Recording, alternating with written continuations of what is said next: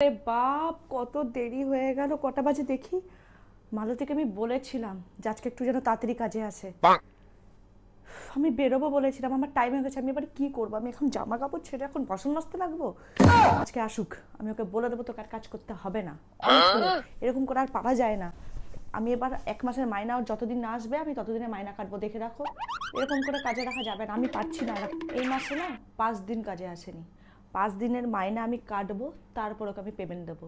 আমি ওকে দিয়ে দিয়ে দিয়ে দিয়ে মাথায় চাপিয়ে দিয়েছি, আর নয়, অনেক সহ্য করলাম। আসলে ওকে বলে দেবো তোকে আর কাজ করতে হবে না, এই মাসে যা করেছিস পেমেন্ট নিয়ে তুই বিদায় হ। ভাত ছিটাতে কাকের অভাব হয় না। ও দিদি, আমি চলে এসেছি। কই গো? ও তুই চলে এসছিস? আয় আয়, বস বস বস, আয় আয় আয়, বস বস বস। তুই এত লেট করলি কেন রে? আমি তোর জন্য কখন থেকে ওয়েট করছিলাম। তোকে একটু চা করে দিই?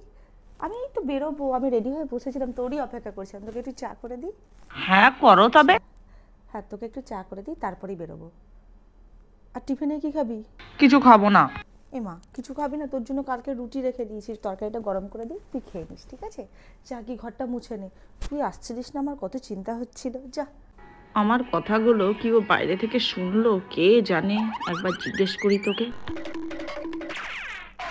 মালতী, বলছি তুই গেটের সামনে কতক্ষণ দাঁড়িয়েছিলিস রে? দাঁড়াইনি তো। ও আচ্ছা, ঠিক আছে, তুই যা, কাজটা শুরু কর, লেট হচ্ছে। যাওয়ার সময় আমাকে বলবি, আমি তোকে কিছু জামা কাপড় আছে পুরনো, আমি তোকে দিয়ে দেবো। যা যা, তাড়াতাড়ি রেডি, কাজ ফাজগুলো স্টার্ট কর।